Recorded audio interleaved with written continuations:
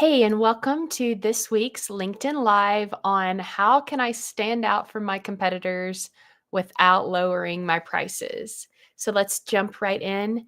So, welcome. I'm Ashley Conway. I'm the founder of Be Weird Marketing. I'm the host of the Higher Purpose Marketing Strategy podcast, and I help Christian CEOs and business owners create a marketing strategy that will help them grow and scale their business. So, yeah, I've got 20 years of marketing and copywriting experience working with businesses all over the map, from solopreneurs to $1 million companies.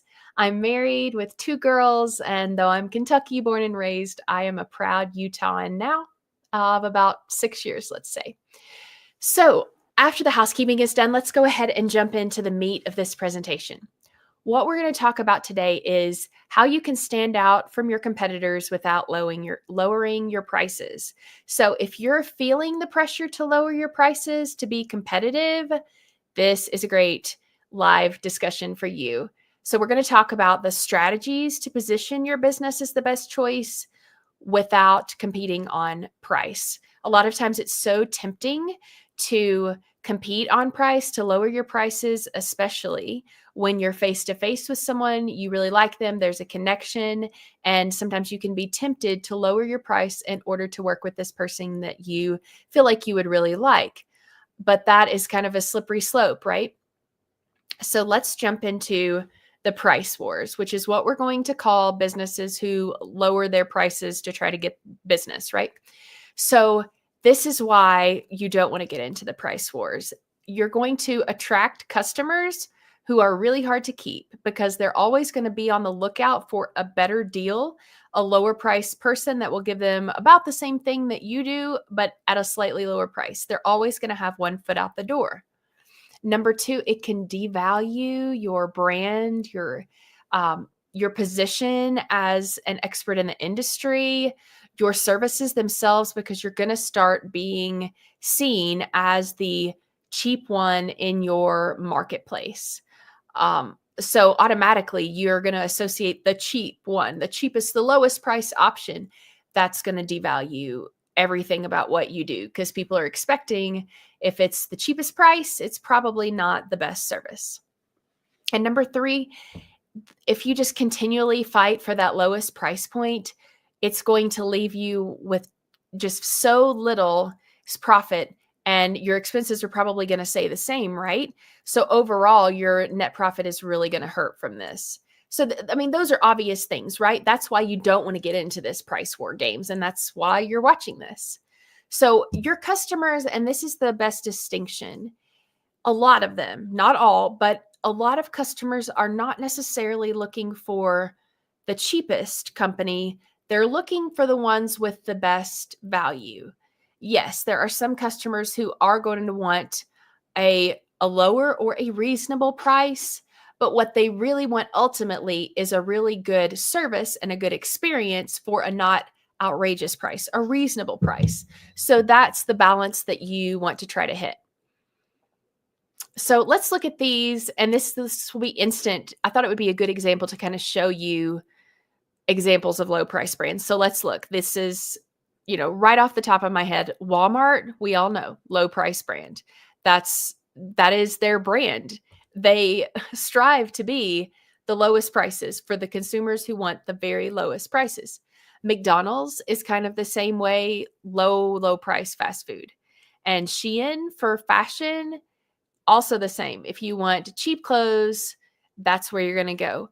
But you think for all of these brands, whether you're shopping for groceries, if you're shopping for a great burger, if you're shopping for stylish clothes, you are not going to pick any of these brands if you want great quality. If you want a great burger, people who love burgers, my husband is one of them, loves burgers, one of his, if not his favorite food. If he's in the mood for a burger, he's not suggesting McDonald's. I can tell you that. And the same for clothing. If you want something higher quality that's going to last you several seasons or years, nobody's going to Shein for that.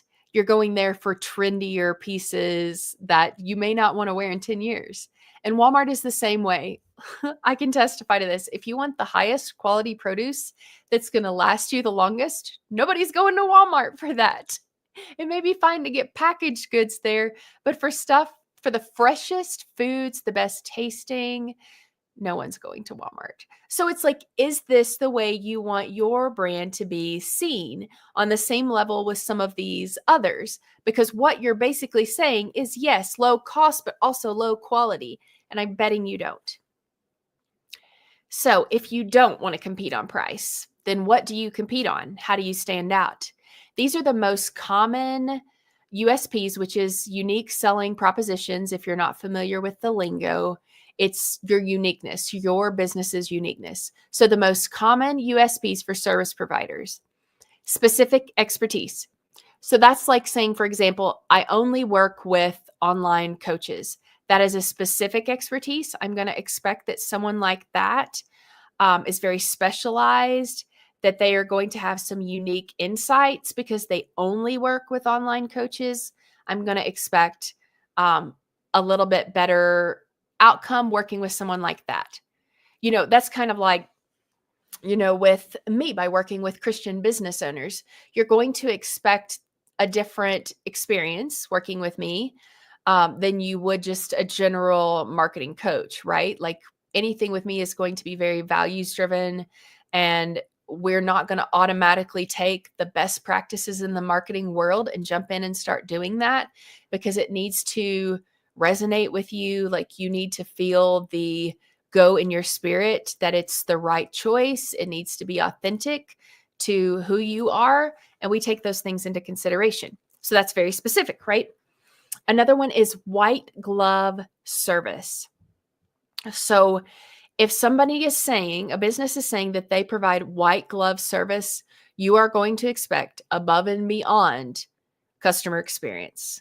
Like, just unbelievable, the special touches, the extra wow factors that they include in the process of working with them, the customer journey, that are going to knock your socks off. And that's an excellent USP. One could be speed, like you get them results fast, your turnaround is fast, whatever it is, like same day service, that would be speed. Unique process would be that the way that you do business is very unique. You have a specific process or framework, something that's unique to you that not all of your competitors have. A guarantee is another one, that you take away all the risk for the customer. A lot of time that is a source of risk, that they're like, what if this is a bad decision that I'm about to make? What if it's the wrong decision? A guarantee eliminates that concern for them. And then convenience is another one. So you could be available 24/7 for questions. You could have appointments on nights and weekends, depending on who your target is. And we'll get into this in a minute. Convenience could be a big factor. Okay, so how do you choose what your unique thing, your USP, should be? Here's just a couple of questions to point you in the right direction. Whatever it is should be a strength of yours. So let's look back. If having really fast turnaround is not a strength of yours, you would prefer, as you all do business, your company, you all prefer to take your time, to be very thorough in your work, then you're not going to own speed. This should be something, yes, that you're naturally very good at, that you naturally lean toward. You're just going to start promoting that this is what you do. So it should be a strength. It should also match one of your customers' pain points or problems, and I'll demonstrate that in a minute. But you want it to be, you just don't want to pick something. Let's say you're going to go with convenience. You're going to be available 24/7. You'll provide your service 24/7. If that's not really something your audience cares about, then you shouldn't pick that as your USP. And then it should be provable with testimonials or data. And this may not be something you have today, but it's something that you want to be able to create with it. So let's just look at this list. You want to be able to go back and get testimonials about your incredible service, your white glove service from previous customers. You want to be, if you go with speed, you want to be able to gather that data that this many percent of the time we have a turnaround of 2 days, 3 days, whatever it is. This many percent of the time you can get a same day appointment time, that kind of thing. So you don't have to have it now, but you want to be able to collect it because this is a really important part of your marketing. Okay, so how do you market your USP? Once you figure out what that is, the unique thing you want to be known for, how do you promote that? So number one, this is a step down. So the first step would be to tie it to a customer problem. We talked about that, right? So here's the example to kind of make it easier to digest and apply for you.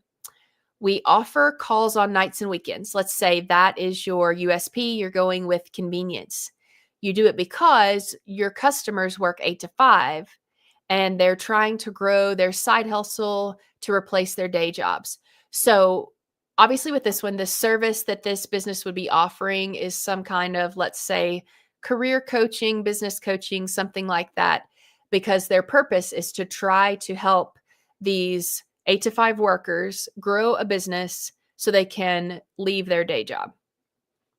So you see how you're tying it to this is a problem they have. They want to leave the day job and your service. Okay. Then you're going to, in all of your marketing, lead with the problem you're solving. Now, notice I said lead. You're not going to avoid saying, we offer calls on nights and weekends. You're just going to the first message. The primary message is going to be our whatever service, business coaching, career coaching. Let's go with career coaching. Our career coaching helps you. Oh, let's make it even personal. Our expert career coaches help you quit your day job 3 months sooner than doing it yourself or DIY solutions, going it alone, things like that. 3 months sooner, they would be able to get out of that day job. So that is leading with the problem, the transformation that they're going to experience. That's 3 less months of red tape and meetings and tons of emails. I'm feeling corporate flashbacks, right? And then you're going to find both a variety of ways and creative ways to communicate this problem that you're solving that we just identified. So some of the standards are going to be testimonials. You can use the data we also talked about. You can tell before and after stories. Before working with us, Sarah, this is kind of what her life looked like, right? Or these are the problems she was experiencing. She had the Sunday scaries. She dreaded going into work on Monday and she wondered if she could keep going. After working with us, she quit her day job this many days ago. She already has this many people on her wait list of customers to work with her. And she's so excited to get up with purpose every day. That type of thing. You can create thought leadership articles on whatever the problem is. Let's make it up in this case. Let's say it's 10 reasons. You're going to write an article on 10 reasons that you may be afraid to quit your day job. So you're establishing yourself as an expert. You would go through those 10 reasons. And then at the end, there would be some kind of paragraph about your business. Work with us, our expert coaches, help you do this thing, quit your day job 3 months sooner than doing it yourself. So that kind of has a double purpose. It helps promote the problem you solve, but it also positions you as an expert, right? It increases your expertise and trust. Now we're getting more creative. You can do a day in the life of a customer. So it's kind of the same thing. You could show, and really to kind of hit on the problem a little bit more, I would show a couple of different kinds. You could do a day in the life of a customer before. Like they get up at the crack of dawn, they're making their food, they're putting on their business or business casual attire, they're driving through a long commute to work and, kind of show this day. And then your copy that goes with that is about, is this you? Are you seeing this and feeling Groundhog Day or, whatever the thing is? And then you tell people, we can help you build your side hustle or find you a job that you actually love and get you out of your day job 3 months sooner. You tie it together. Or you can show the after of a person who gets up, they have breakfast, they're not in a hurry, they're excited to get to whatever they're doing, they're talking with a customer, and it's like, is this the way you want your everyday to look? Do you wish you could just leave where you're at and insert yourself? We can help you, that type of thing. So we're starting to get more creative. You can host a Q&A for people. So, on LinkedIn that you're on now, on YouTube, on Instagram, any of these things, you can host a Q&A for people in your audience, just helping answer their questions.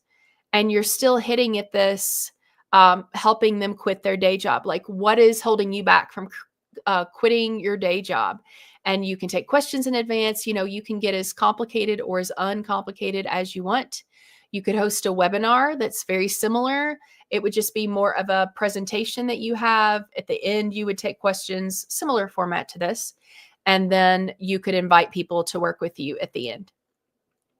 So lastly, the last step is to position your company as the weird solution. I'm phrasing it that way because this is Be Weird marketing, right? So you want to communicate that unlike other career coaching companies, unlike other business coaches, we do this. So you want to point out you're not like everyone else, and you're owning. If you're looking in the marketplace, yeah, there are a ton of us out there, but if you want this particular thing, go with us. So you can be that bold to say, unlike other people, this is something we do. Okay, and then this is just a bonus tip, other things to consider. So if you're competing on price now, you're one of the lower priced in your market, this is going to making that change is going to affect other areas of your business. So just a few of those to think about. It's going to affect your brand. So if you raise your prices, that may need that your brand needs to be refreshed, not completely changed, but let's look at your logo. Does it reflect a little bit higher level service? What about your imagery? You may need to change out and show different customers, different homes, just different images that match a higher service, higher price point brand. And the same with fonts. What's the one that always kills me? Comic Sans, maybe. That kind of looks like an immature font. So we want to make sure it would work for teachers. But in a more serious business with higher quality and people have higher expectations, you may need to just take a look at your fonts. The target market. So that's also changing, right? If you're going from a target market who wants the cheapest price to one who wants more value, that's going to slightly change your target market. And that means you need to get to know your new audience exceptionally well.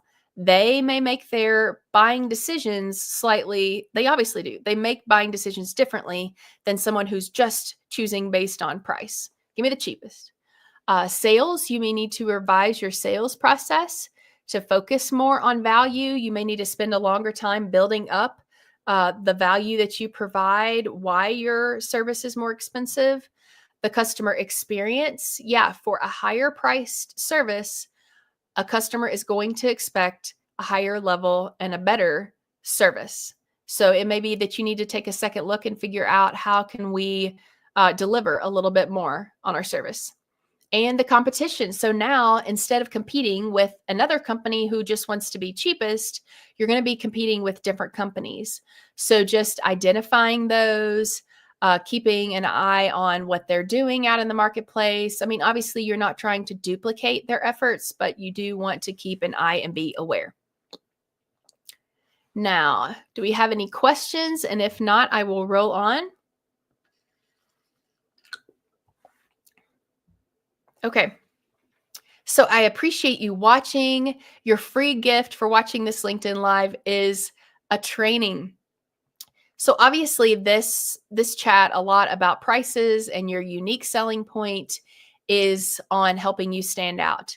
So this is just one of the things I cover to help you stand out in this 40-minute free video training called 10 Reasons You Aren't Standing Out from Your Competition. So this is just one of those 10. There are 9 others that it's really important to focus on. Because this is the thing, right? If you're not standing out from your competition, then you're not getting enough leads. And if you're not standing out in the right way, you're not getting great leads. So this is something that it's really worth taking the time to at least think about and be aware of. So you can get that free training at bit.ly/marketing standout. Thanks so much for watching today. I appreciate you. As always, if you have any questions, feel free to message me, and I'll see you next time.